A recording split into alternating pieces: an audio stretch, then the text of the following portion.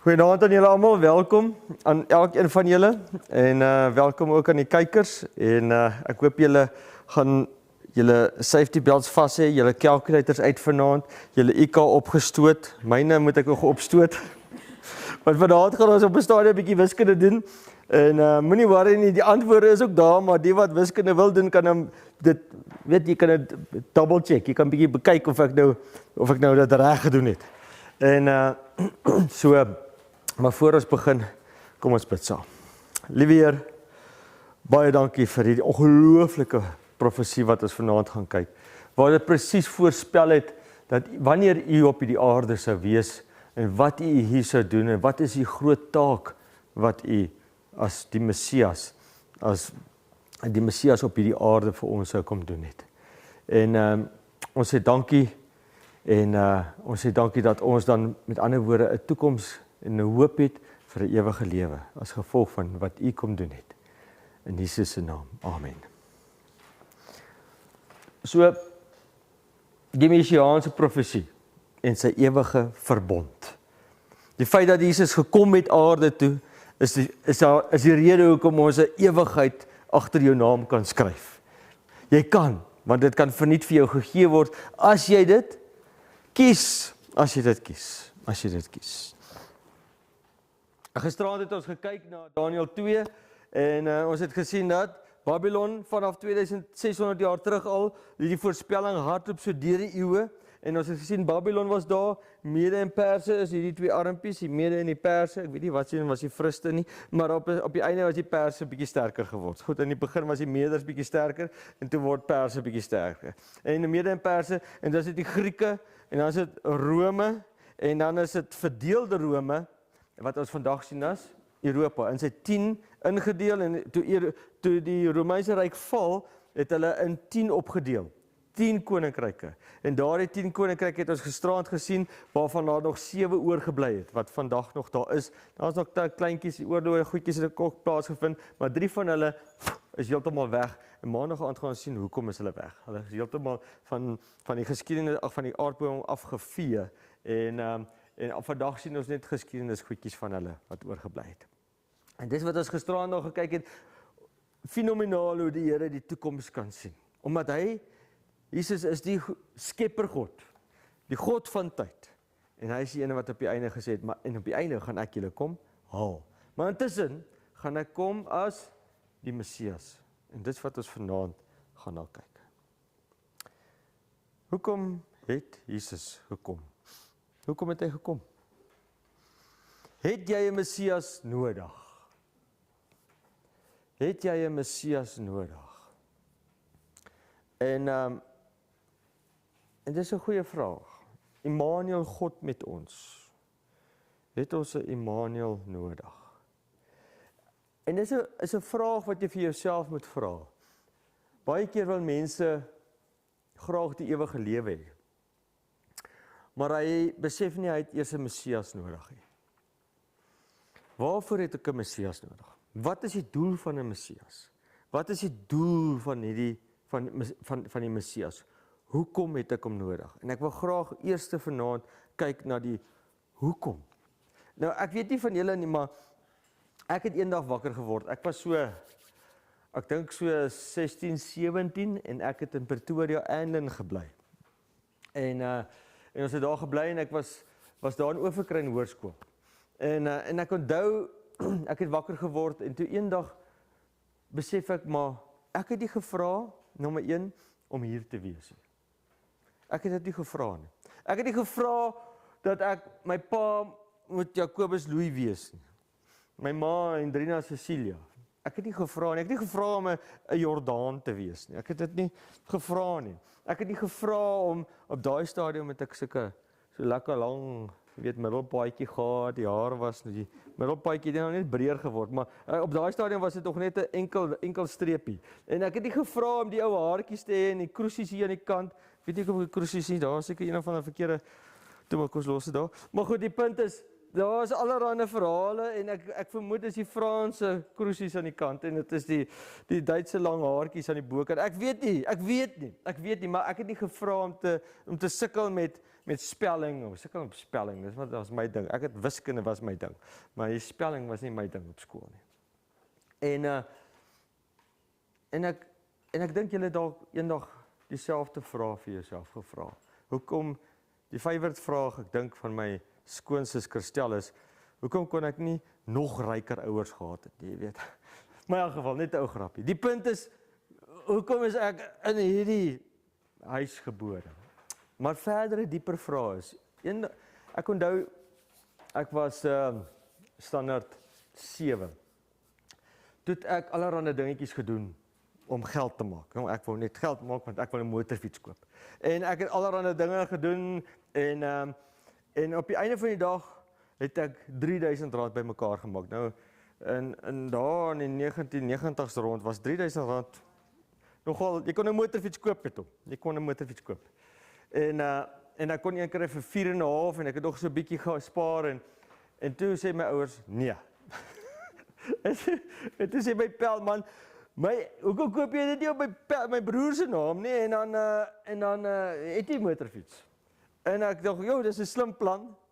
Wel, ek moet nog steeds by die huis aankom met hom. Nee, wag, dit gaan nie 'n slim plan wees nie, want ek wil nou nie die motorfiets koop en dan staan hy by my pel nie. Dit gaan mos nou nie werk nie.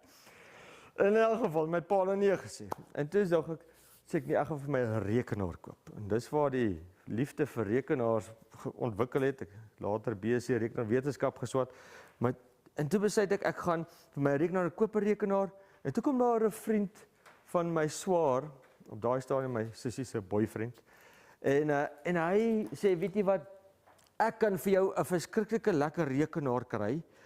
En hy kom van Australië af. En hy kan via Singapore en dan sal hy vir my stuur, is 'n 486 man, daai tyd was 'n verskriklike rekenaar wat ek nie, of 'n Pentium 1, was 'n Pentium 1, dis wat ek sou kry. Jong, en ek was opgewonde. En ek gee vir hom, ek onthou die R20 note, onthou jy daai R20 note, R3000 se R20 note. En ek gee vir hom die hele pak R20 note. En ek is opgewonde. Hy is oor see en ek elke dag dan sit ek, as ek van die skool af kom, dan kyk ek daai posbusie. Waar ek soek daai papiertjie dat ek dit moet gaan haal by die poskantoor. Maand 1, maand 2, maand 3, maand 4, maand 5. Wat het Jaco geleer? Sy eerste skoolgeld betaal in die lewe. Sy eerste skoolgeldjie betaal in die lewe. Nee, daai geldjie is toe nou, hoe kan ek sê, weg met SAL. Daai geldjie is weg. En onmiddellik is ek raak kwaad vir hom. Man, in my kop het ek al die revenge van die lewe uitgedink teen hierdie man wat my geld gevat het. En naderhand toe besef ek, maar ek het 'n grudge hierso teen die man. Ergens moet ek hom vergewe. Wie het die verlosser nodig? Daai man het 'n verlosser nodig. Hoekom? Nie verlosser van my wraak nie. Verlosser van wat? Van sy sonde wat hy aanvang. Die feit dat hy by my geld gesteel het waarvoor ek so hard gewerk het, het hy daai geld gesteel by my en hy het dit gevat. Wie die verlosser nodig? Hy. Maar wie het ook die verlosser nodig? Ek besef ek moet my wraak vir God gee, dis vergifnis. Jy vat jou wraak en jy gee dit vir God en God het gesê alle wraak kom my toe.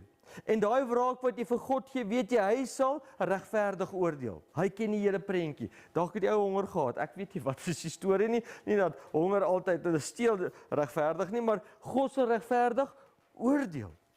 So wie dit nodig gehad? Wie het 'n verlosser nodig gehad? Daai man.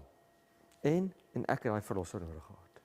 En so wanneer jy by scenario's uitkom en die grootste verhaal is wanneer sê nou ek het 'n verslawing aan een of ander vorm van 'n drank of 'n ding, het ek 'n verlosser nodig. Ja, ek het 'n verlosser nodig wat my uit hierdie gemoeilikheid kan vat.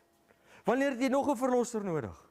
Wanneer jy verskriklik depressief is en jy is diep in die gat, wie kan jou daar uithaal? Wie kan jou daar uithaal? Ons wil hardloop na 'n pul toe, maar weet julle vir 5-6 duisend jaar Het niemand 'n pil op hierdie aarde gehad nie. Hoe het ons verlos geraak van ons depressiwiteit in die verlede? Ons is na wie toe gehardloop?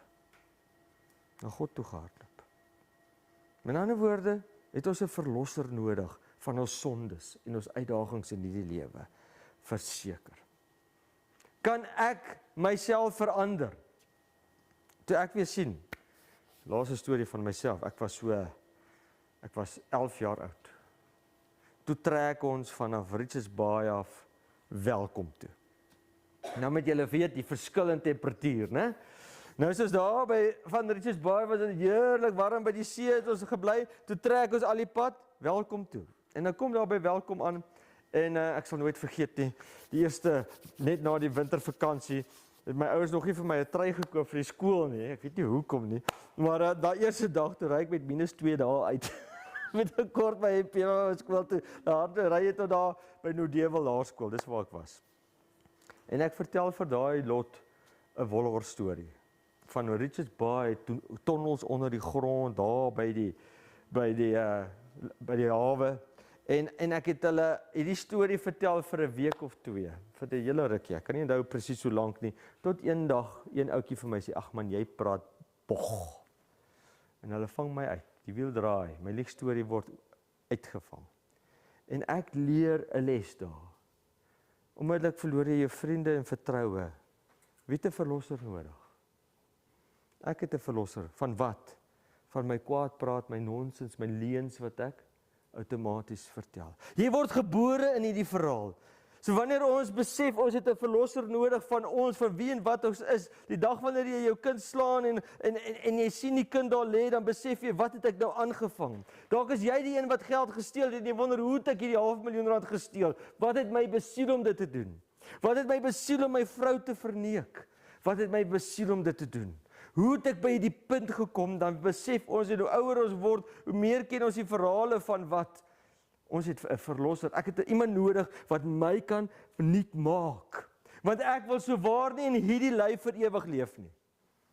Ek wil nie vir ewig in hierdie lyf leef nie. Ek wil nie vir ewig met hierdie worstelinge van sonde en gemors wat ek aanvang en mense wat ek seermaak.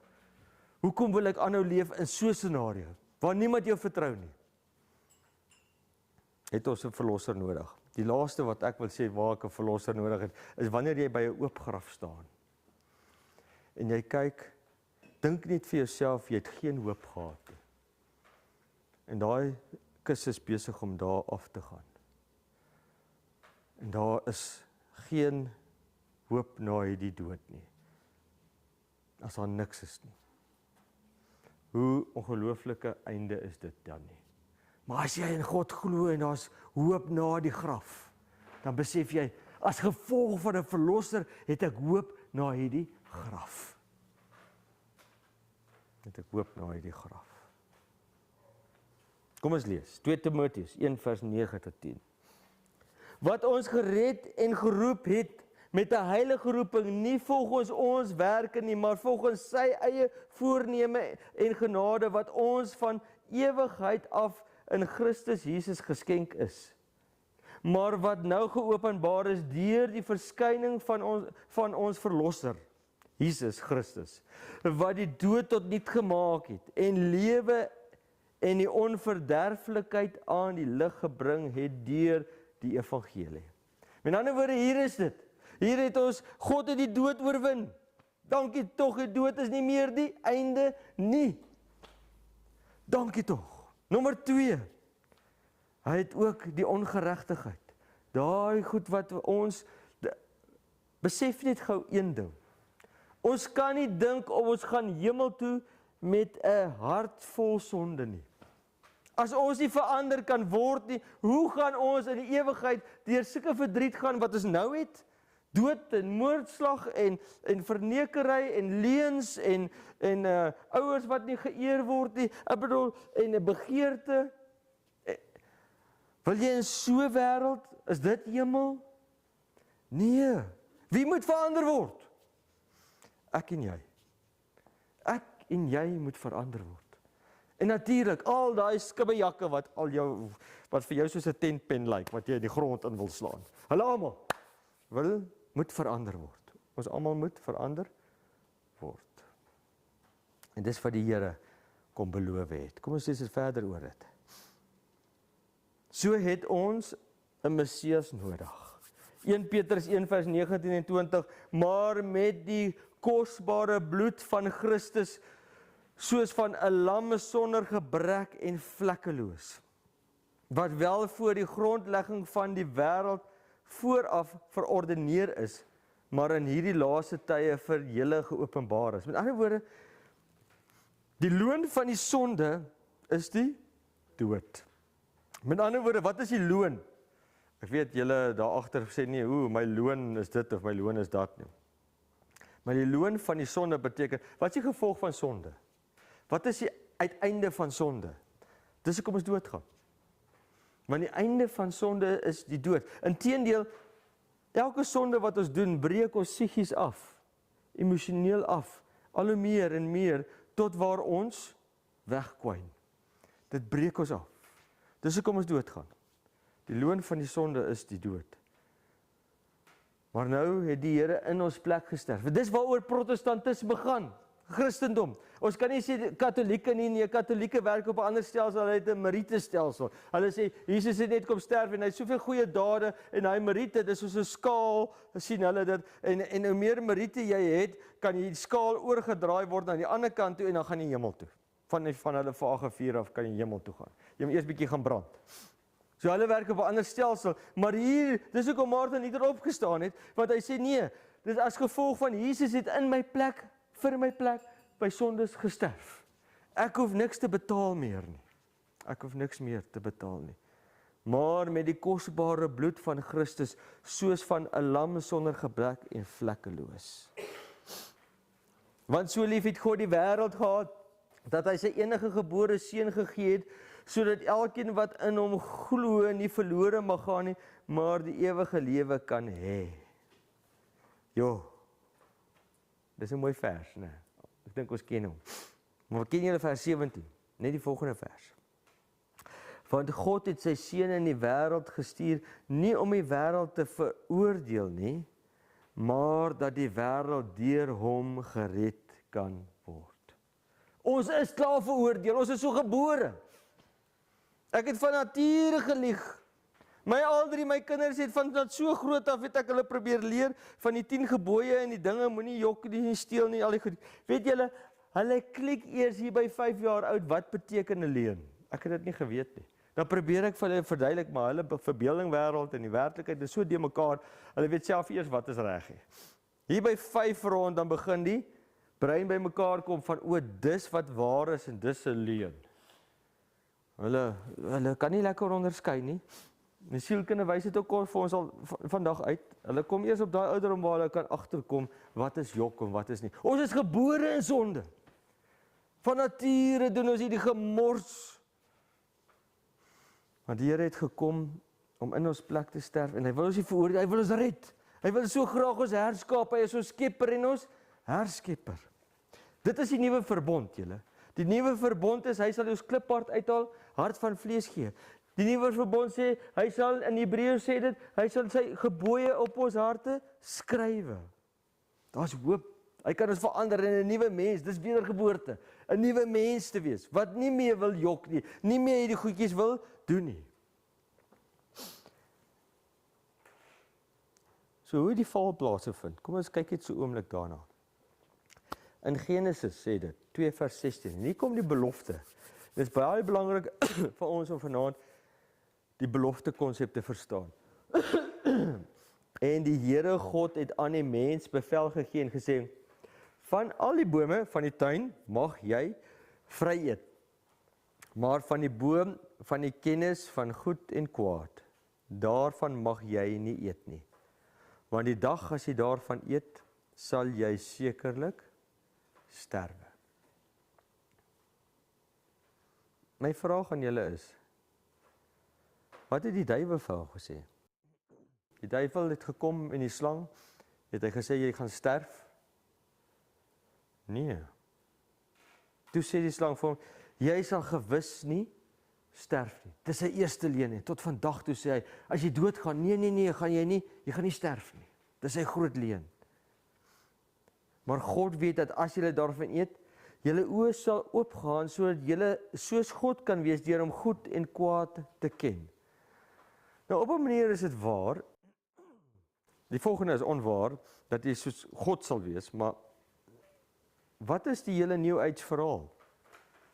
Dat ons, Hare Krishna, al daai gelowe, is om jouself te verbeter tot waar jy op 'n goddelike vlak gaan kom. Met ander woorde, jy kan groei tot 'n goddelike vlak.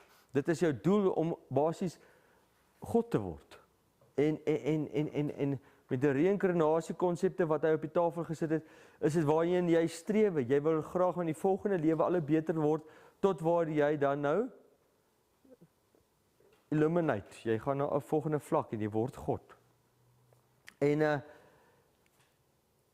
op 'n manier was hy reg.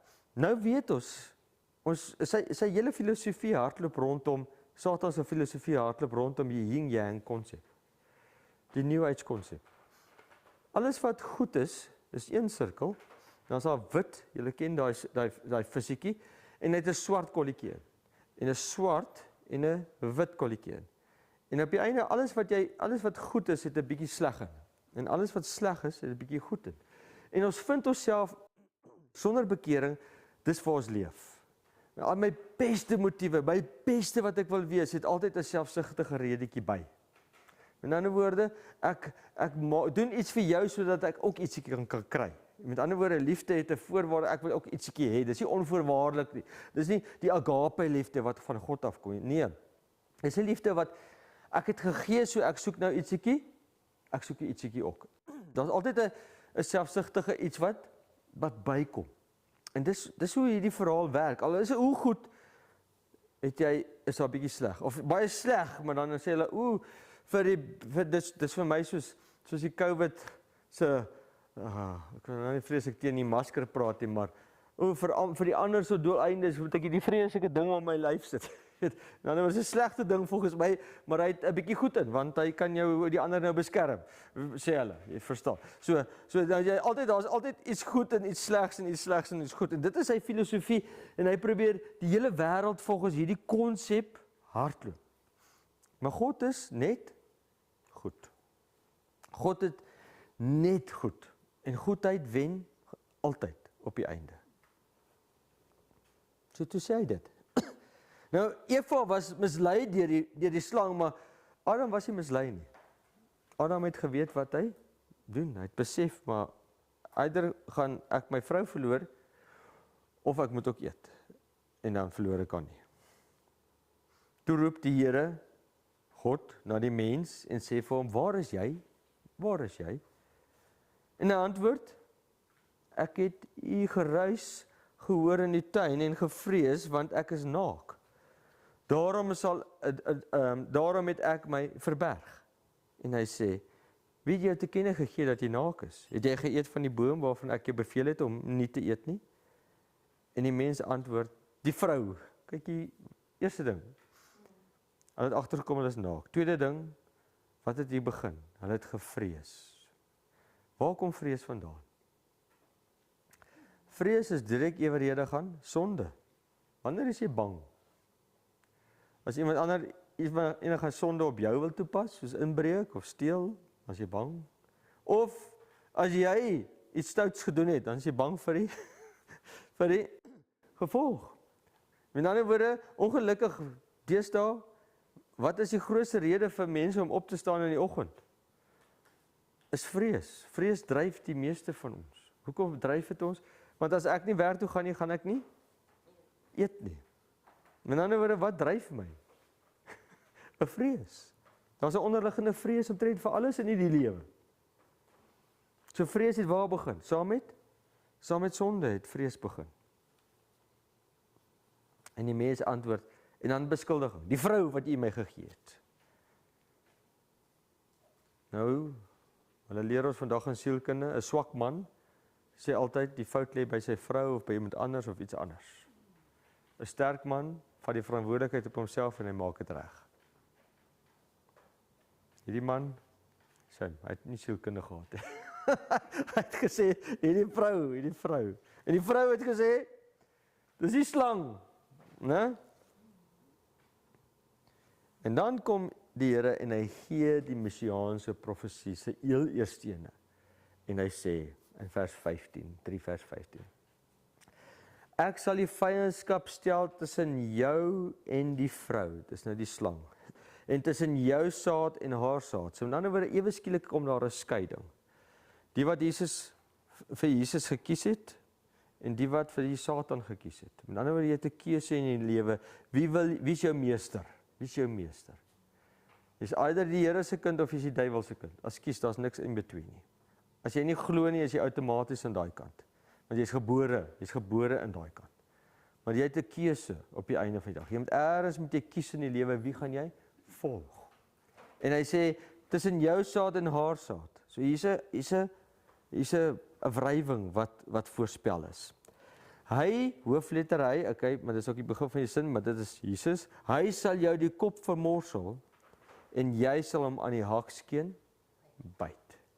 So in ander woorde, hier het ons die profesie wat sê, ja slang, jy gaan nog vermorsel word. Deur die nageslag uit hierdie nageslag. Ergens gaan daar 'n Messias kom wat jou gaan oorwin. En ergens gaan, wat was sy groot doel? Hy moet al hierdie mense, hy moet soveel as moontlik mense probeer uitboor, want okay, hy is 'n hater en 'n moordenaar van die begin af. Maar hy het 'n doel, want hy weet ergens gaan daar 'n mens gebore word. Wat die Messias gaan wees. Okay, natuurlik is hy 100% God ook, maar 'n mens gaan kom. Want hy gaan gebore word uit hierdie nageslag uit. En hy gaan hom vermorsel. En die Here God het vir die mens en sy vrou rokke van vel gemaak en hulle het daaraan getrek. Hoekom gee ek hierdie gedeelte by?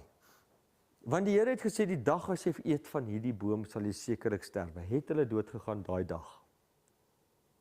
Hulle het nie. Hoekom het hulle nie dood gegaan nie? Die Here het dan gesê, want iets het in hulle plek dood gegaan. Daar's 'n lammetjie geslag daai dag wat vooruitgewys het aan die Messias wat in hulle plek sou sterf. En daai lammetjie, ek gaan nou die verse verder lees. Daai lammetjie wat vooruit, die lam van God wat die sondes van die wêreld sal wegneem wat Johannes uitgewys het. Daai lammetjie het vooruitgewys na daardie lam wat gaan kom. En wat hierdie sondeprobleem gaan oplos. En hier lees ons in Genesis, hulle het die rokke aangetrek. En dis 'n simbool ook. Ons sien later gebruik die Here dit as die kleed van geregtigheid, die lam se geregtigheid. Dis nie jou eie goedheid wat jou red nie, mense. Dis nie jou eie goedheid nie. Dis Jesus Christus se goedheid wat jou red. Genesis 4 vers 3 tot 5. En na verloop van tyd het Kain die vrugte van die land aan die Here in die offer gebring. En Abel het sy eerstgeborenes uit die kleinvee gebring en die Here het Abel se offer genadig aangesien. In ander woorde, hierdie offergawe, die offer wat hulle gebring het, deur die eeue hardloop vanaf Adam se tyd dwarsdeur. Johannes 1 vers 29. Hier sien Johannes die doper sien nou vir Jesus aankom en hy sê die volgende woorde. Die volgende dag sien Johannes Jesus na hom toe kom en hy sê, daar is die lam van God wat die sondes van die wêreld gaan wegneem. Is dit nie 'n pragtige vers nie? Daar is die Messias. Daar is die een vir wie ons 4000 jaar al wag. Die Messias. En al die bewoners van die aarde, Openbaring, ons gaan nou gou Openbaring toe net vir julle ook nog te wys van die lam wat geslag is.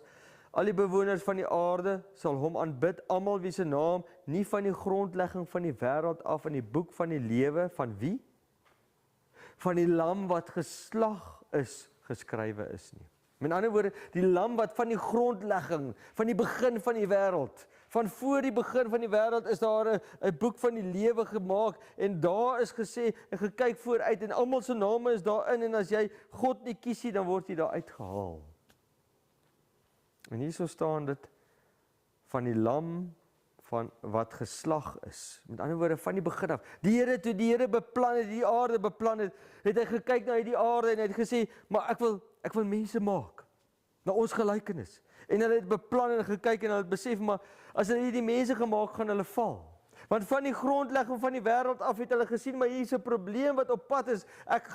Satan is daar. Ek gaan nie die boom van goed en kwaad moet insit. Ons gaan later sien, voor die grondlegging van die wêreld, dis môre ons lesing, het die duiwel al geval in sy sonde in. En dis hoekom hierdie boom van goed en kwaad is beskikbaar vir julle, sodat julle kan kies, wie gaan julle God wees? Die duiwel of die Here? Of die Skepper? En ons moet kan kies tussen die twee. Dis môre ons lesing, maar vanaand wil ek net vir julle sê, hulle het van die begin af, God het van die begin af geweet, as ek hierdie mens gaan skape, gaan hulle val, en ek gaan moet sterf vir hulle. Die lam, die lewe van die lam wat geslag is, wat geskryf is, van die grondleg van hierdie wêreld. Die ander vers wat ek in die begin gelees het, sê presies dieselfde. Maar met die kosbare bloed van Christus, soos van 'n lam sonder gebrek en vlekloos, wat wel van die grondlegging van die wêreld vooraf verordeneer is. Voordat die aarde geskaap is, het hulle klaar beplan, wat gaan die verlossingsplan wees. Dis nie dat die Here betrap is, sonder dat hy beplan het nie.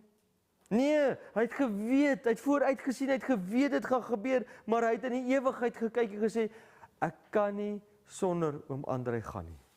Ek kan nie sonder julle gaan nie.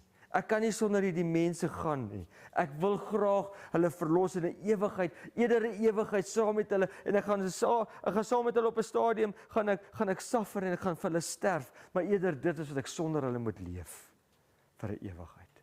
Ek is lief vir hulle. Al is hulle so onmoontlik met tye hier op die aarde. Ek gaan hulle nog herskape, soos hulle graag herskape wil word, en nuut maak. En op die einde gaan ek saam met hulle 'n pad stap. Hierso sê dit, wat wel voor die grondlegging van die wêreld vooraf verordeneer is. Voor die tyd het hulle dit klaar besluit. Wat het hulle besluit? Dat Jesus as die Messias sou kom, een van die drie eenheid sal afkom as 'n mens, en hy sal gebore word. Inteendeel is die belofte weer gegee. Hierdie keer is vir Abraham. Die belofte is herhaal. En ek sal jou groot nasie maak, en jou seun en jou naam so groot maak, dat jy 'n seun sal wees. En ek sal seën diegene wat jy seën, en vervloek die wat jou vervloek, en in jou sal al die geslagte van die aarde geseën wees. Daar staan nie net sy geslagte nie, maar al die geslagte van die aarde sal geseën wees. In wie? In Abraham se nageslag. In Abraham se almal, hoekom? Want die Messias sal deur jou nageslag, dis hoekom die besnydenis ingestem is.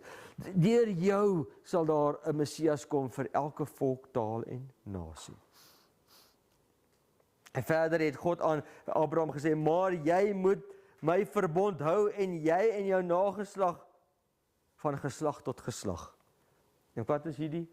Hierdie is die messiaanse geslagsregister. En hierso sien ons, daar so hardloop dit van Adam af tot by Noag, van Noag af tot by Abraham, van Abraham tot by koning Dawid, is weer vir hom ook gesê, uit jou nageslag, die belofte is weer herhaal, en toe sit, nou ja, Jesus is gebore, sy pa en sy ma, dat is bietjie moeilik, was 'n groot debat in die teologie, hoeveel van Jesus se DNA is nou van Maria of nie van Maria nie. My opinie, dis nou net my beskeie opinie, Jesus het Maria se DNA gevat en die goddelike DNA en dit bymekaar gebring, maar dis nou net my gedagtes. Die Bybel maak dit nie vir ons duidelik nie. Die punt is, ons weet hy's 100% mens en 100% God, en hy is uit Maria gebore, en Maria is 'n nageslag van Dawid, en Josef is 'n nageslag van Dawid. Maar Josef is vir my so 'n bietjie meer soos die stiefpa, as ek dit sê. Ek weet nie wat anders is, ek weet nie wat ek bedoel, julle weet tog, sy was 'n maagd. So, as hy 'n maagd is, so dis so op 'n manier, ons weet net, daar is vir hom 'n liggaam berei, dis wat gesê word. 'n Liggaam is vir Jesus berei. So presies hoe God dit berei het, net my logika sê, dan moet tog iets van Maria of van Dawid en Abraham en daai lot in sy DNA gewees het om as mens. Dis nou maar wat ek dink. Wat hulle gebruik het, God gebruik het om sy liggaam te berei. Maar goed, hoe dit presies sal ons eendag in die hemel verstaan hoe dit bymekaar gekom het. Die punt wat ek graag wil maak is net, hy's gebore, soos beloof. uit die nageslag uit. En ek wil net nog 'n ding vasmaak. Wat is sonde? Ons kom, jy kan iemand op die ding kyk wat dalk 'n moslim is, of 'n katoliek, of 'n hindoe, of ek weet nie, verskeie gelowe. Maar wat sê die Bybel? Wat is sonde? 1 Johannes 3 vers 4 sê vir ons, elkeen wat sonde doen, doen ook die wetteloosheid. So as ons die 10 gebooie van God oortree, dan is dit sonde. So as jy met maak sin, moord te pleeg, te steel, afgod te aanbid, nie Sabbat te hou nie jou ouers te eer nie, dis die 10 gebooie. Dan is dit sonde. Of Johannes 4 vers 7, is dalk 'n en. Wie dan weet om goed te doen en dit nie doen nie, vir hom is dit sonde. Wat in harmonie is met die konsep van wat in Romeine staan, waar sê in die begin van Romeine sê dit, as die heiden wat geen wet het nie, van nature die dinge van die wet doen, is hy vir homself 'n wet. Met ander woorde, verder sê dit hoe die Heilige Gees met hom werk en sy gewete met hom onderlings werk, en ek dink altyd aan die ou Boesman, die Boesman wat daar was 200 jaar terug, en hy gaan saam met sy pel en hulle gaan jag, en die pel skiet 'n bok, en toe hy nou skiet, toe skiet hy mis. Nou het hy 'n keuse, of hy kan hardop in daai bok steel en gaan, of hy kan sê nee, dit is my vriend se bok, en ek gaan hom nie steel nie. So hy het 'n keuse gehad. Iets het hom verhoed om nie te steel nie. En in Romeine in die begin sê dit vir ons baie duidelik dat die Heilige Gees op hom druk om nie te steel nie. En op die einde word jy geoordeel volgens wat jy weet. So hierso staan dit vir ons duidelik, as jy weet om goed te doen, dit wat jy weet, gaan nie oorgeoordeel word. Die ander versie sê, God winks at a time of ignorance. So as jy nie weet nie, dan hy toets jou oor wat jy weet. Psalm sê vir ons, kyk, in ongeregtigheid is ek gebore, en in sonde het my moeder my ontvang. My arme ma, wat my moes grootmaak. In elk geval, so in ander woorde, in sonde het my ma my ontvang, en sy het my reg gewiks. Dink is 'n goeie ding gewees. Romeine 5 vers 12, deur een mens het die sonde in die wêreld gekom, en deur een mens ook die geregtigheid en die lewe. Deur Adam en Eva het dit ingekom, en deur Paulus sê die tweede Adam, Jesus, gaan dit dan weer kan uitgaan, want hy het gesterf daarvoor. Want die loon van die sonde is die dood, die loon van die sonde. So, die gevolg van sonde is die dood. Maar die genadegawe van God is die ewige lewe in Christus Jesus.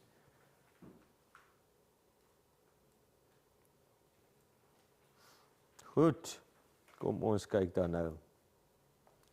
So, wat het die Messias kom doen? Ek wil net gou dit ook vasmaak. Wat het die Messias kom doen op die aarde? Eerste plek.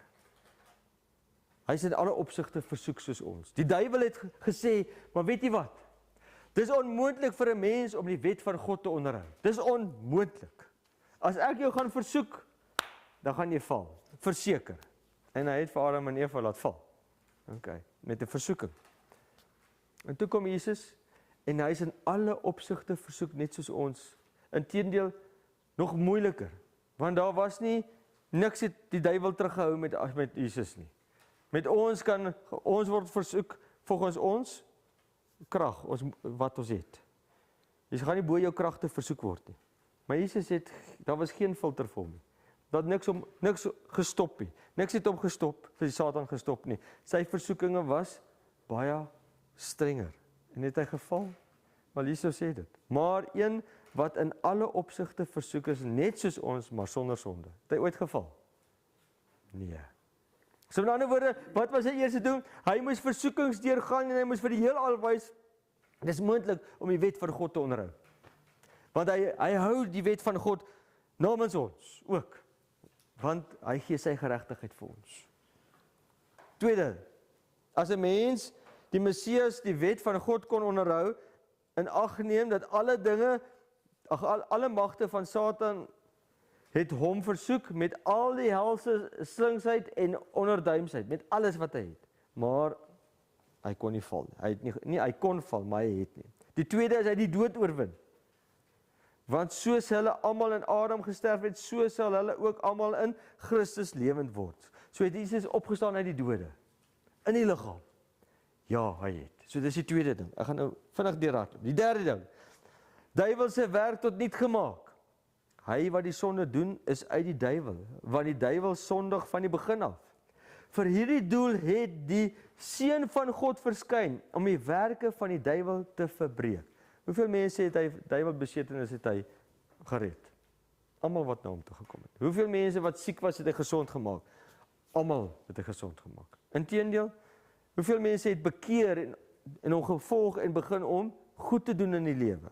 Almal wat na hom toe gekom het en bekeer het is verander. So het die Here dit kom verbreek, dat jy nie meer in die yin-yang vasgevang hoef te word nie? Ja. Waaragtige getuie.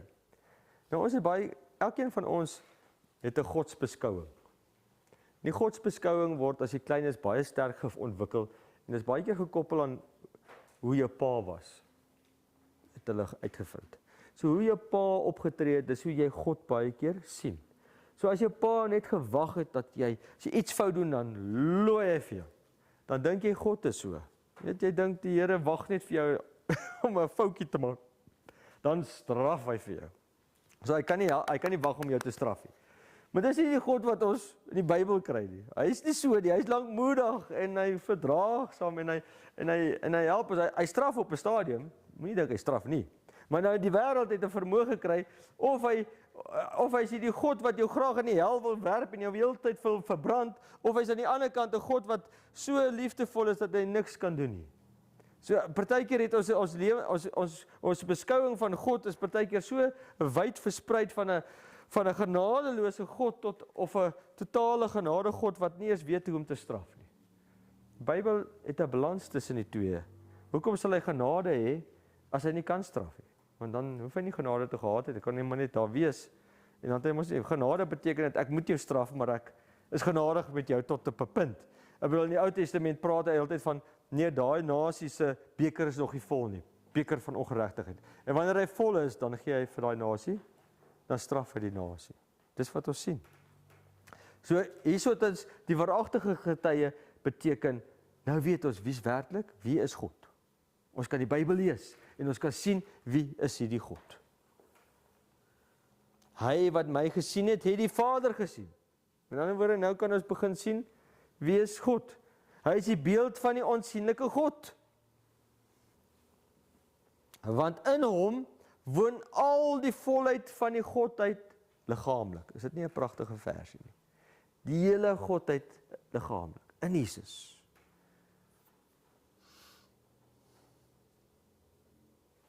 Om ons kinders van God te maak. So in ander woorde uitgekom om ons kinders van hom te maak. Ek gaan net 'n bietjie vinniger hardloop hierso.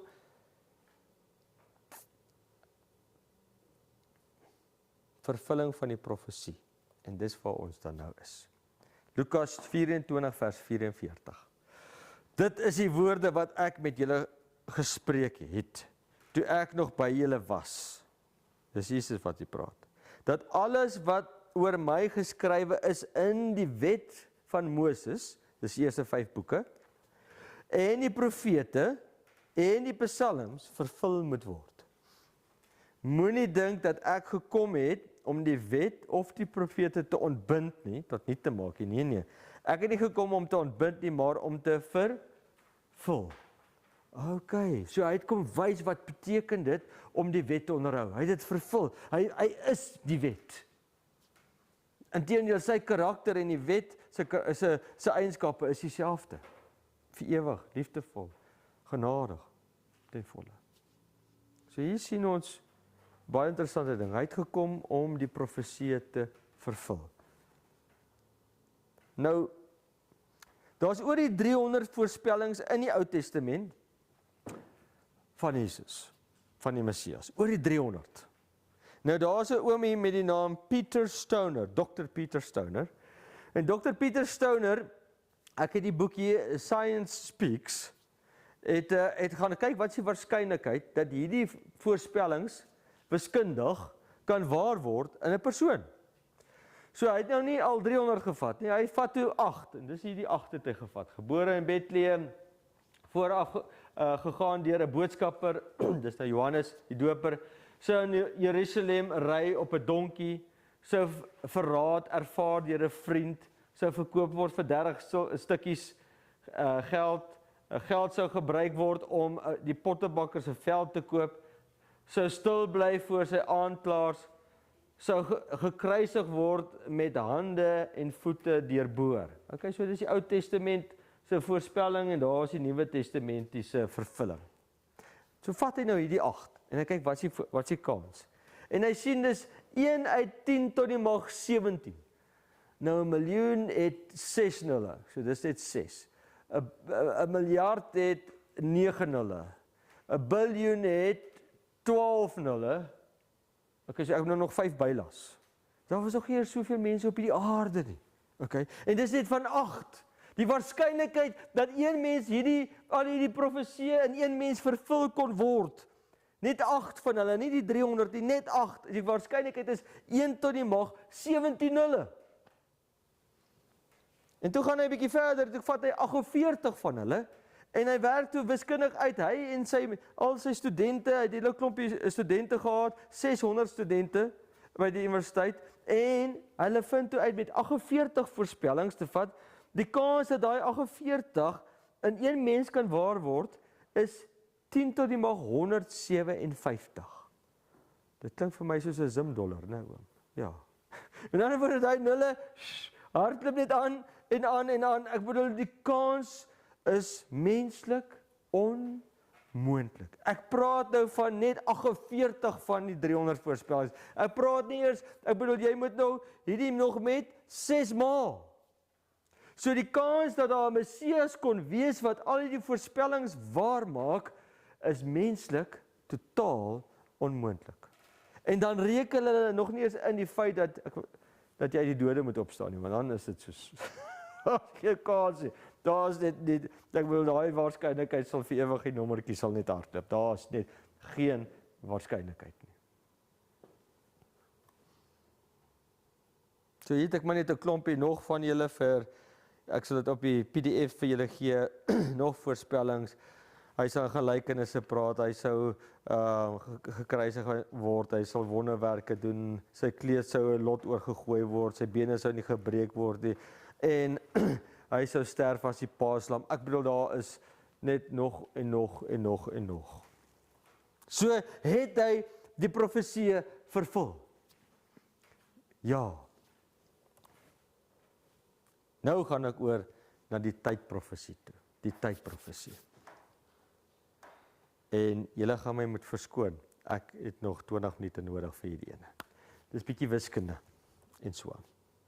In die 3de jaar van die regering van koning Belsassar, het aan my Daniël 'n gesig verskyn na die een wat die vorige keer aan my verskyn het. Nou in Daniël 8, ek gee die eindelike profesie is in 9, maar die 2 is saam. Dus die profesie begin in Daniël 8, en dan raak Daniël, is dit te veel vir Daniël, teenoor hy val flou neer, hy kan nie meer die visioen hanteer nie, dit is net te erg vol, en hy word siek, en hy val flou, en hy is kapot, die engele moet hom optel, ons gaan net te lees, en dan, 3 jaar later, dan kom die engel weer by hom aan, en dan verduidelik hy die res van die profesie. Verstaan? So hierso is nou, dis soos episode 1 en episode 2. In Daniël 8 sal julle die eerste deel sien, is basies 'n rekapitulasie van Daniël 2 en Daniël 7, wat daai Babylon, Mede-Perse, Grieke en Rome en so aan is. Hierdie keer is daar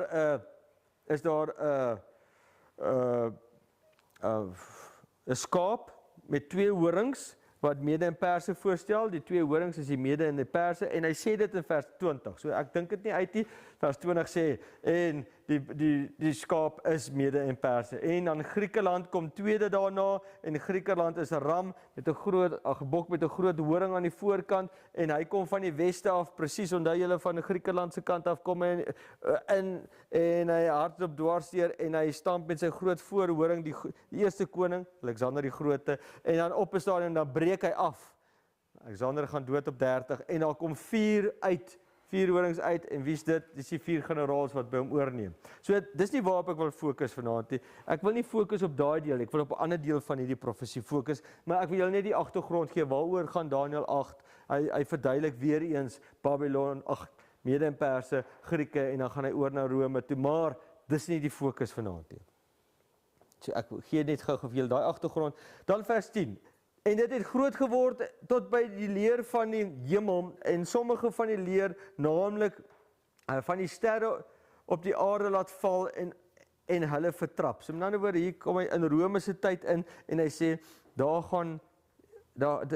hy gaan tot by die hemelryk, en dis waar Rome te doen het met Jesus se val. Dis 'n Romeinse kruis wat Jesus gekruisig het. Dis Romeinse soldate wat daai spykers deur hom gekap het. Dis Romeinse owerhede wat hom veroordeel het. Dis 'n Romeinse seël wat sy graf verseël het. En hierso, ek begin net so bietjie vir julle praat van, want ons weet al wat die antwoord is, maar julle sal sien die antwoord gaan nog kom. Ek noem dit net hierdie beskrywings is klaar waar.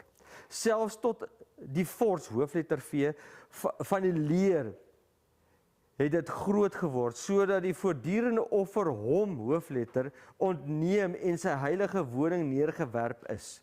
In ander woorde, hier sien ons dat hierdie vors Rome op die stadium het gegaan en hulle het die voortdurende offer neergewerp. En ons gaan sien hoe dit presies waar geword het. En 'n leer is aan die horing oorgelewer in 'n goddeloosheid, saam met die voortdurende offer. Onthou, elke dag was daar in die oggend en die aand 'n lammetjie geslag vir die sondes. Dis die voortdurende offer wat daagliks plaasgevind het. Ek praat nie van Yom Kippur wat een keer 'n jaar plaasgevind het nie. Hierdie is die voortdurende offer vir ons sondes vir die nasie wat plaasgevind het. Jy kon jou lammetjie moes vat en dan sal sekere tye. Goed. En 'n leer is aan die horing oorgelewer in die goddeloosheid saam met die voortdurende offer. En dit het die waarheid op die grond neergewerp en in sy optrede voorspoedig gehad. En nou gaan dit 'n bietjie aan. Maar goed, kom ons gesels gou vers 13. Daar is nou net 'n intro. Hier is die kernverse nou. Hoe lank sal die gesig duur? Van die voortdurende offer en die ontsettende goddeloosheid sal die heiligdom aan vertrapping oorgegee word. Nou vra hy, hoe lank gaan hierdie gebeur? En hy het vir my gesê 2300 aandes en môres, dan sal die heiligdom aan die regte staat herstel word. So hy praat nou skielik van 2300 aandes en môres. So dis die eerste getal wat ons gekry het. Dan sal die heiligdom in die regte staat herstel word. Vers 14. Dan sal die heiligdom in die regte staat herstel. Wat beteken dit? Ek wil julle net uitwys. In die King James sê, the sanctuary will be cleansed. So dis die heiligdom word skoon gemaak. Dis gekoppel aan Yom Kippur, dis 'n ander aand se lesing. Dis nie vanaand nie, maar ek noem dit net veel al so lank. Dan sal die heiligdom gereinig word. En terwyl hy met my spreek, het ek bewusteloos met my aangesig op die grond geval. Toe het hy my aangeroer en my op my staanplek laat oprig. So met ander woorde, hierdie Daniël kon nie meer nie. Hy sien nou hierdie hele visioen en hy sien hierdie horings en hoe die heiligdom vertrap word en die vors neergewerp word en dit was net vir hom te veel. Hy kon dit nie meer vat nie. Hy kon hierdie visioen nie meer vat nie.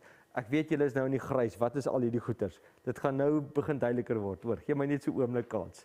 Dit gaan nou duideliker word. En ek, Daniël, was gedaan en was daelang siek.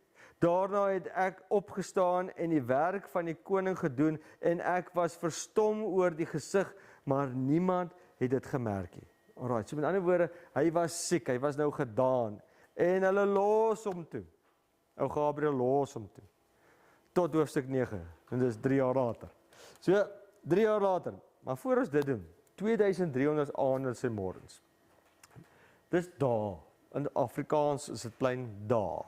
Hulle het daai tyd gepraat, kyk, Genesis was aand en môre die eerste dag. So as ek nou gesê het, ek sien julle donderdag aand, dan was dit nie môre aand nie, dan is dit nou. Donderdag aand is nou.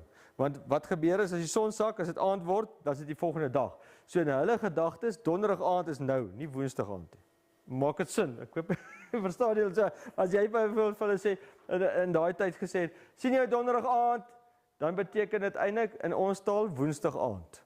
Okay, want woensdag aand, as die son sak, dan begin donderdag. Dan is dit donderdag aand en dan is dit dag. Dis altyd aand eerste en dan dag. Ons is nou al weer anders omgedraai en 'n Gregorian kalender en al daai goedjies is nou andersom. Ons is 12 uur die nag, dan is dit nou die volgende dag, maar in Bybelse tyd is dit glad nie so nie. As die son gesak het, was dit nou die volgende dag. So ons is nou eintlik klaar in donderdag volgens die Bybel. En so as dit sê aand en môre die eerste dag, so hierdie as dit sê 2300 aand is en môre, beteken dit eintlik net klein 2300 dae. Maar kyk wat staan hier. Sodra ons aan 'n profesie kyk en hy gee vir ons dae of tye, dan is dit gekoppel aan 'n profetiese tyd. En hierso verklaar die Bybel vir ons wat beteken 'n profetiese tyd. Volgens die getal dae dat julle die land verken het, dis nou daai spioene wat ingegaan het, die 12 spioene wat ingegaan het om Kanaan te verken, van Israeliete was mos nou in die woestyn en nou verken hulle die land.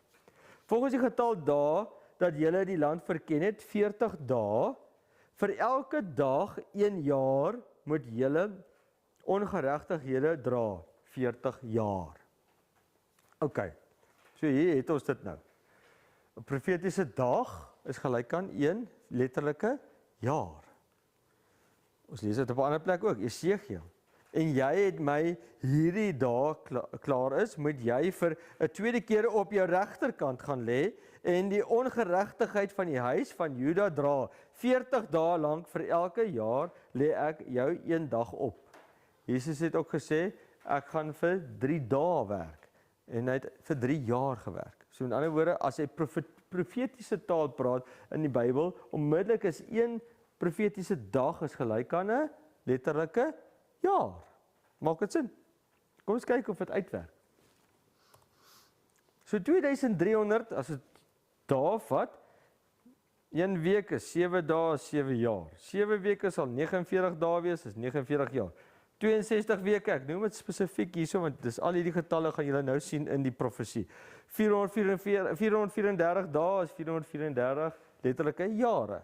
OK, so in ander woorde, 70 weke is hoeveel dae? 70 maal 7, 7 dae 'n week, 490 dae is meer as 'n jaar, want dit sê 52 weke in 'n jaar, nee. In elk geval, 70 weke is 7 maal 7 is 49. Sit dit 'n 0 by, is 490. Doen net gewiskunde in my kop, is 490 dae, so letterlike jare 490 jaar. Kom ons kyk 'n bietjie wat en net nog iets wat ek voor ek nou hierdie profesie vir julle lees, dat julle net gou al hierdie goed in julle gedagte het. Die volgende ding wat ek wil hê is, julle moet onthou, voor Christus, as jy 50 jaar bytel, dan gaan jy van 500 hierso, voor Christus na 450 voor Christus, want jy gaan nou nader na 0 toe. So jy's nou voor die kantlyn, né? So dis 500 minus 50. So as jy 50 jaar bytel, dan minus jy eintlik. Maak dit sin, want jy gaan nader na 0 toe. So jy's voor Christus, voor die 0. Dan kom jy by die 0 uit, daarna is dit vandag, as jy bytel, dan word dit nou groter. Maar onthou, jy's nou besig om na 0 toe te beweeg, wanneer Jesus daar was. OK, so met ander woorde, jy beweeg nou al hoe nader na 0 toe, en so as ek nou 50 jaar bytel, dan trek ek dit af. OK, ek gaan julle die wiskunde wys, ek noem maar net hierdie reëls, dat julle net dit in gedagte hou. Hoe lank sal die gesig duur van die voortdurende offer en die ontsettende goddeloosheid sal die heiligdom vertrapping oorgegee word? So, dit was 2300 aanes en morens. Maar ons weet nog nie wanneer begin hy nie, ons weet nie wat nie, maar ons gaan nou in hoofstuk 9 sien. Hoofstuk 9. Terwyl ek nog spreek in die gebed, so hier so Daniel nou gebid, hy het eintlik gebid oor die Here het voorspel net vir 70 jaar gaan hulle in ballingskap wees, en hy begin bid daaroor. En toe kom hy weer in die visioen in. En terwyl ek bid, het die man Gabriël, wat ek uitgeput van vermoeienis 'n vorige keer in die gesig gesien het, na my gekom omtrent die tyd van die aandspysoffer. So dis hier by 3:00 die middag, het hy toe nou die aandoffer, wanneer in daai tyd. So dis nou 'n hele paar jaar later. En hy het my onderrig en het my gespreek en gesê, Daniel, nou het ek heen gegaan om jou insig te gee. By die begin van jou smeking het die woord uitgegaan en ek het gekom om dit mee te deel, want jy is 'n geliefde man.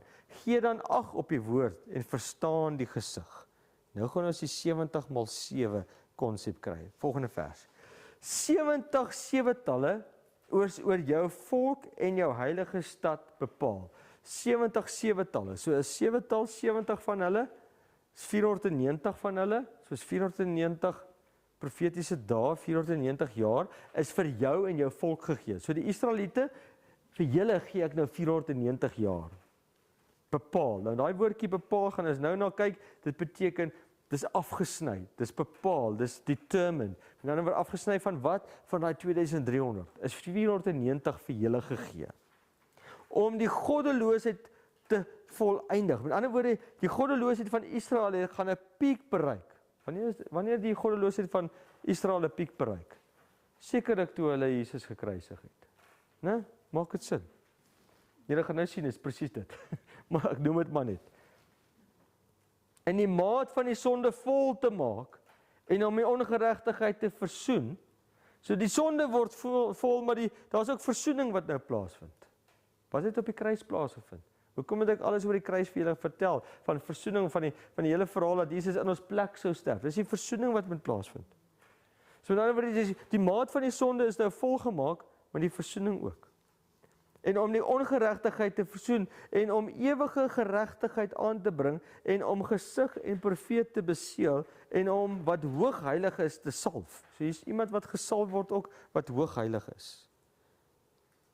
Goed, ek wil net vir julle uitgewys, hierdie woordjie, determined, is imposed, is bepaal, is vir julle bepaal, is vir julle gegee, dis vir julle lay aside, set aside, mention, think, command, determined, imposed. In ander woorde, hierdie Hebreëse woord determined is vir julle gegee, dis vir julle bepaal, dis vir julle afgesny. 1 week is 7 dae. 70 x 7, 490 dae. So 70 7-talle is 490 profetiese dae, wat gelykstaande is aan 490 letterlike jare. Kom ons kyk of dit so is. Nou moet jy weet en verstaan van die uitgang van die woord af, om Jerusalem te herstel en op te bou tot 'n gesalfde, 'n fors, is 7 7-talle en 62 7-talle lank. So hier het ons nou, om Jerusalem te herbou is 7 7-talle, te herbou is 7 7-talle, so is 49 dae, as ek dit so kan sê, 7 7-talle, en dan is daar 62, en ons sal nou sien, daar's nog 1. So ons het daarom nou 'n beginpunt. Die beginpunt van hierdie hele profesie is die dag wanneer daar gesê word, gaan herbou Jerusalem. Gaan herbou Jerusalem.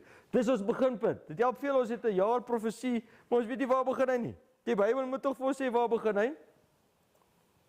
En na 62 7-talle weer, sal 'n gesalfde hoofletter uitgeroei word, maar sonder iets vir hom. En sy volk van 'n vors wat sal kom, sal die stad en die heiligdom verwoes. So hier word ewe skielik gesê, daar's weer 'n ander vors wat gaan kom en dit gaan Jerusalem verwoes. Tot die einde toe gaan Jerusalem in oorlog wees en vasbeslote verwoesting. Nou ons sien tot vandag toe. Wat se stad is heeltyd in oorlog? Jerusalem is heeltyd in oorlog. Is dit voorspel? Ek wil nie vir julle sê, daar staan dit. Die voorspelling is daar. En hy sal 1 week lank, so ons het nou al 7-talle, 62, ons gaan nou alles bymekaar sit, hoor, met 'n skyfie, julle gaan dit mooi sien. Ek sê net, daar's 62, daar's 7, daar's 62, en nou is daar nog 'n week. En hy sal 1 week lank met baie 'n sterk verbond sluit, en gedurende die helfte van die week sal hy spysoffer en slagoffer en spysoffer sal ophou. OK. So hier het ons nou 70 weke, onthou het gepraat van 70 weke, van 490 jaar. Dis wat ek eers vir julle gesê. 7 weke plus 62 plus 1 is gelyk aan 70. So hy het nou vir net verklaar wat gaan in daai 70 weke plaasvind. Jy het jou 7 weke plus jou 62 plus jou 1 is gelyk aan 70. En die wiskunde maak sin, hè? 7 plus 2 is 9 plus 1. Ja, 70. Goed.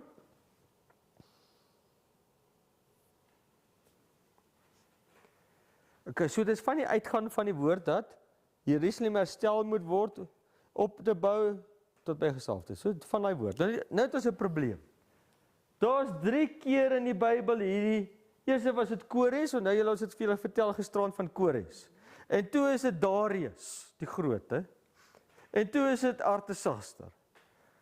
Maar wat een laat uitstaan bo die ander is die derde een. 4, 5, 7. Hoekom? Want hy is die mees volledigste. Dis nie net gebou nou die tempeltjie of die muur. Nee, dit is nou alles. Herbou die hele verhaal en hulle kry amper hulle mag terug. Hulle kan hulle self regeer en so voort. So met ander woorde, die derde ene is 'n meer volledige dekreet as wat die ander is. En ek het hier net gou vir julle ingegooi vir interessantheid. Sien julle, daar so sê Jagerus, die eerste. Sy dogter trou met Nebukadnesar. Okay, net interessantheid. So sy dogter trou met Nebukadnesar. So met ander woorde, toe Kores, Cyrus die tweede is Kores, en dis Jagerus die tweede het vir hom 'n Darius die Meder naam bygelas. Dis wat hulle daai tyd gedoen het, as hulle 'n groot slag gewen het, dan gee hulle vir hulle self 'n nuwe naam, want hy's nou 'n meneer. Toe sê hy's Darius die Meder. So jy lees in die Bybel van wie het Babylon oorwin? Kores en Darius. Hulle twee saamgewerk, want dit was hulle twee wat Mede en Perse, hulle het saamgewerk om hierdie Babylon te laat val. Maar hier wys ek vir julle, dis eintlik sy neef.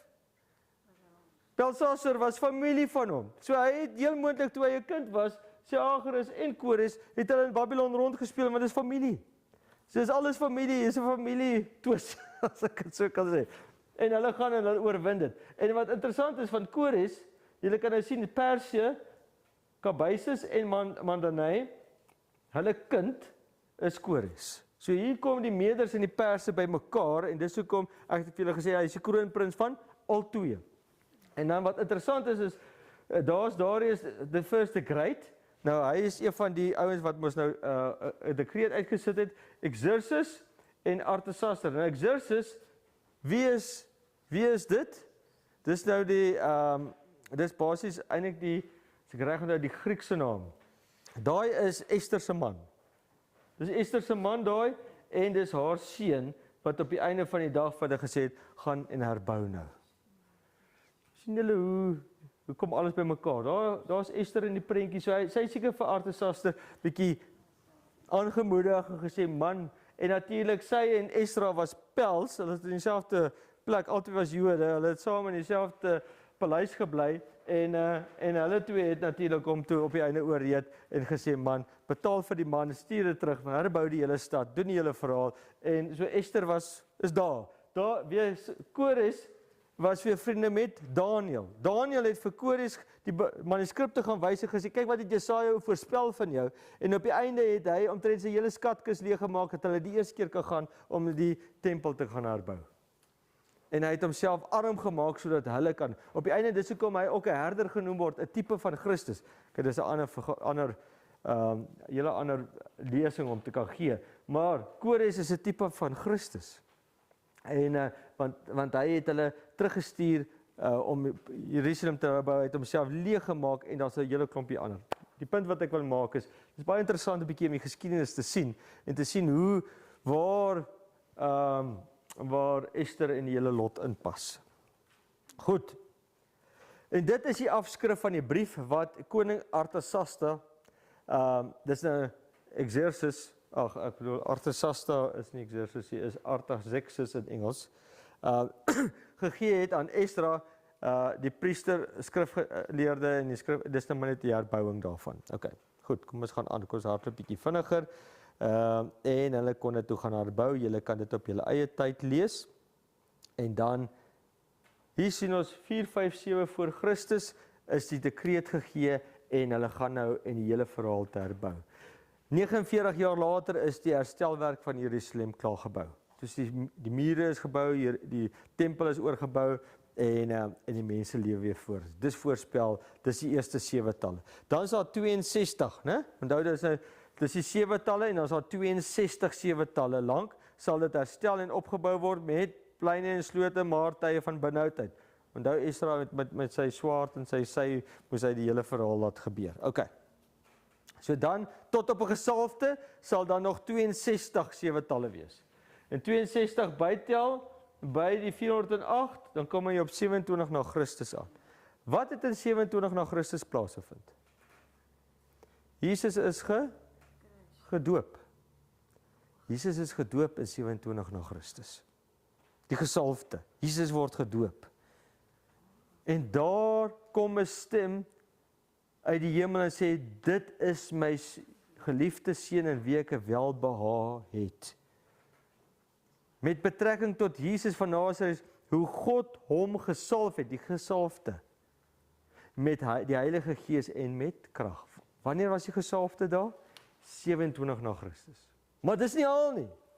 As ons ook verder lees in Lukas 3 vers 1 en 2 sê, en in die 15de jaar van die regering van keiser Tiberius, toe Pontius Pilatus gouverneur was van Judea en Herodes viervors van Galilea, en Philippus, sy broer, viervors van Iturea, en in die land Trachonitis en Lysanias, viervors van Alabene, tydens die hoofpriesterskap van Annas en Caiaphas, het die woord van God uitgegaan tot Johannes, die seun van Sagaria in die woestyn. So die 15de jaar van wie? Van Tiberius. Nou wat was die 15de jaar van Tiberius? Presies 27 na Christus. So moet ons wonder wanneer is Jesus gedoop? Nee, ons hoef nie. Die Bybel sê vir ons, hy gaan gedoop word 27 na Christus. Volgens die profesie sal die gesalfde dan kom, die vors, en dan sê dit ook, wanneer is hy gedoop? Presies in die 15de jaar van Tiberius. Hy het 2 jaar geregeer saam met keiser Augustus, as die keisers besig was om, hy kom agter, hy kan nie meer, hy is nie meer lekker 10-4 nie, dan het hy sy opvolger laat saam regeer met hom. En so sy 15de jaar was presies 27 na Christus. En dan moet ons net nog ietsie bylas. Daar is nie 'n jaar 0 nie. Okay, so ek wil nou nie die wiskunde te moeilik maak nie, maar die wat nou bietjie opgetel het sê, maar hier's 'n jaar missing. Okay. As julle nou een van hulle was 10/10 vir jou, nou maar daar is nie 'n jaar 0 nie. Okay. So hulle hardloop tot by die jaar -1, dan gaan hulle die volgende jaar is +1. So gewoonlik moet jy mens van -1 na 0 toe gaan en van 0 na 1 toe gaan, maar so daar is nie 'n jaar 0 nie en dan kom jy. En dit is interessant, die dekreet was in herfs en Jesus was in herfs gedoop. So dis presies in dieselfde seisoen ook nog. Nie net die jaar en tog dieselfde seisoen ook nog. En dis natuurlik ons lente, want dis mos nou jy verstaan wat ek sê. Okay. Maar toe die volheid van die tyd gekom het God sy seun uitgestuur. Met ander woorde, die volheid van die tyd, toe die profesie voluit gekom het, sê die Bybel vir ons in Galasiërs, toe het God sy seun uitgestuur, nie voor die tyd nie. Woorde is presies reg gekies. Ons het reeds na die 69 weke gekyk, dit was 62 plus die 7 weke, so daar bly dan mos nou 1 week oor. Wat is nou in die 1 week? Kom ons gaan lees weer van daai 1 week. So daar's nog 1 weekie oor. Kom ons lees dit. En hy sal 1 week lank met baie 'n sterk verbond sluit. In daai 1 week, 7 jaar. En gedurende die helfte van die week sal hy slagoffer en spysoffer laat ophou. Hoekom slag ons nie meer as 'n ou lammetjie nie? Van die lam van God het mos nou gekom en gesterf in ons plek. Moet ons nog 'n lammetjie slag? Nee, dit is klaar vervul. Wat het Jesus in die plek van dit ingestel? Die nagmaal. Nou hoef ons net nagmaal, dankie tog. Ons moet nou net nagmaal. Ons kan net die brood en die wyn doen. Die nagmaal is in die plek van die hele offerstelsel ingestel. En wie dit opgehou? Wie dit laat ophou? Jesus het op die kruis toe hy vir ons gesterf en wat dit was die voorspelling, dis hoekom daar lammetjies geslag is, vooruitgewys dat die lam van God wat sou kom, wat in ons plek sou gesterf het. En dis waarvoor dit vooruitgewys. Dis mos nie meer nodig nie, want hy het dit nou klaar gedoen. En dis presies wat daar staan. En hy sal 1 week lank met 'n baie sterk verbondsheid en gedurende die helfte van die week sal hy slagoffer en spysoffer laat ophou. Hoe lank het Jesus se bediening op aarde gewees? 3,5 jaar. So, wat het ons hierso? 3,5 jaar, nou tel ons 3,5 by 27 na Christus, wat kry ons? 31, onthou dit is nou natuurlik lente, weet van ons lente, maar hulle herfs.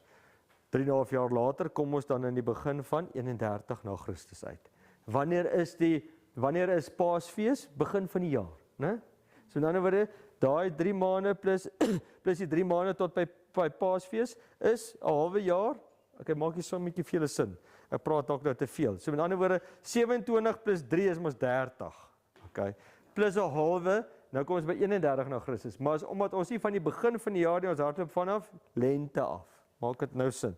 So dis van lente by hulle herfs, kom ons praat hulle taal, herfs van hulle herfs af, kom ons 3 jaar tot by herfs en dan gaan dit oor na lente toe. Wanneer ons herfs het hulle lente. So dis wanneer Maart, April is mos nou maar Paastyd. En dan is dit wanneer Jesus toe hy op die kruis gesterf het, Paasnaweek. Goed, so hier kry ons dit, 31 na Christus. Presies waar geword. Maar nou wat van die volgende 3,5? Onthou, dit is vir die Jode, vir die Israeliete gegee. Hierdie 70 weke is vir die Israeliete gegee, tot hulle bekertjie vol is. Hulle sondebekertjie vol is. Hulle het nou klaar hulle Messias verwerp en doodgemaak. Wat het toe volgende gebeur? In die helfte van die week, en gedurende die helfte van die week sal hy die slagoffer en spysoffer laat ophou. Goed, ek wil hier die versie laat lees. En wat het presies gebeur? En kyk, die voorhangsel van die tempel het in 2 geskeur van bo na onder. Nou gewoonlik as jy 'n gordyn skeer, dan skeer jy hom van onder af, die wind skeer hom van onder af boontoe. Okay, van die van julle wat al 'n bietjie ouer gordyne in die lewe gehad het. Waar begin hy skeer? Hy begin nie bo nie, hy begin waar? Onder. Maar hierdie gordyn het van waar af geskeur? Daar waar die engel is. Toe maak hy die allerheiligste en die heilige heeltemal sigbaar. Jy mag nie in die allerheiligste ingekyk het nie. Jy mag nie, maar omdat die stelsel op aarde is nou klaar. Dis nou verby. Goed. Die vors sal 1 week lank 'n baie sterk verbondsreg. Ja, hy het 12 disippels gehad en nog 'n hele klompie ander, soos Maria Magdalena en Lazarus en die hele lot. Het hy 'n baie sterk verbond, 'n band gehad. En dan, wat het nou gebeur in 34 na Christus? Vir hom is dit so bepaal. Kom ons kyk gou-gou. Interessant. Stefanus word gestenig. Eerste martelaar vir Christus.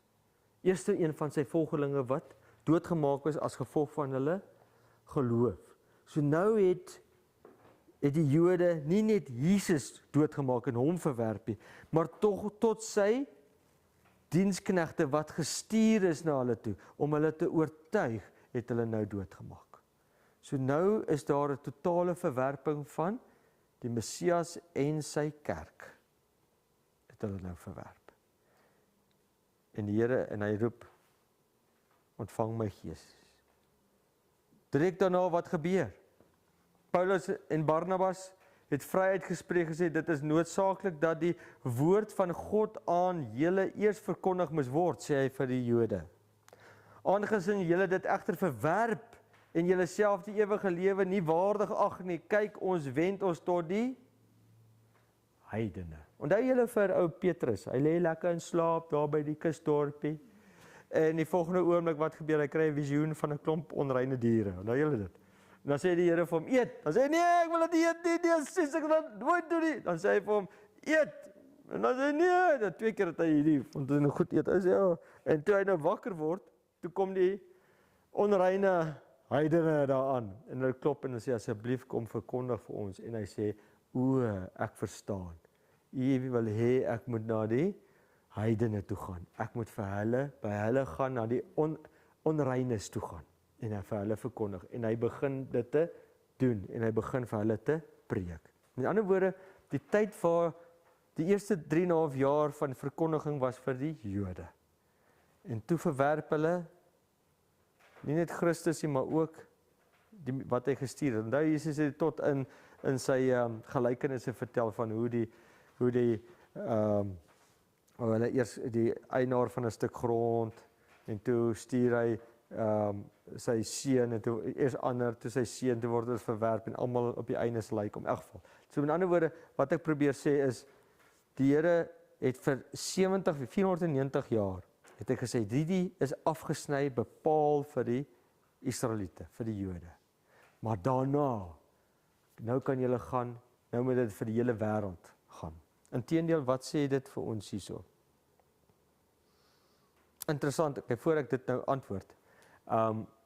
In Matteus 18 vers 22 kom Petrus na hom toe en sê, Here, hoe dikwels sal my broeders teen my sondig en ek hom vergewe? Tot 7 maal toe? Jesus antwoord hom, ek sê vir jou, nie 7 maal nie, maar 70 maal 7. Dis presies 490 ook. In ander woorde, die Here sê, ek sal jou broeder, my mense gaan ek 490 keer, 490 jaar lang, gaan ek hom vergewe, elke jaar met Yom Kippur. Daarom het ek vir julle, sê ek vir julle, ek's amper klaar, julle ek's baie naby aan klaar. Die koninkryk van God sal van julle weggeneem en aan 'n volk gegee word wat die vrugte daarvan sal dra. Het Jesus gesê. Die koninkryk van God sal weggeneem word van julle en gegee word aan 'n volk wat die vrugte sal dra. Ek is baie bly want ek is nie 'n Jood nie. Ek is so bly die Here het dit gedoen want ek is een van daai barbare van die Duitsers, né? En as julle aan Christus behoort, dan is julle die nageslag van Abraham en volgens die belofte erfgename. Hoor julle dit? En as julle aan Christus behoort, as jy aan Christus behoort, dan is jy die nageslag van Abraham volgens die belofte van die erfgename.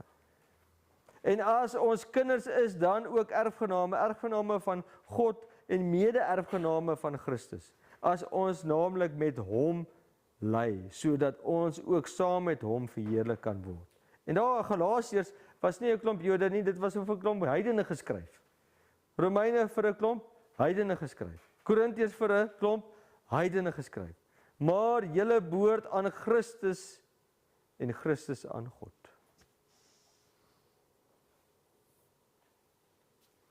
Terug in Daniël. En na die 62 sewetalle sal die gesalfde uitgeroei word, maar sonder iets vir hom. Ne? Hy sal alleen daar wees. Hy was alleen op daai kruis. En die volk van die vors wat sal kom, sal die stad en die heiligdom verwoes. Het dit gebeur 70 na Christus? Toe kom daar daai volk en hulle verwoes Jerusalem, net soos voorspel.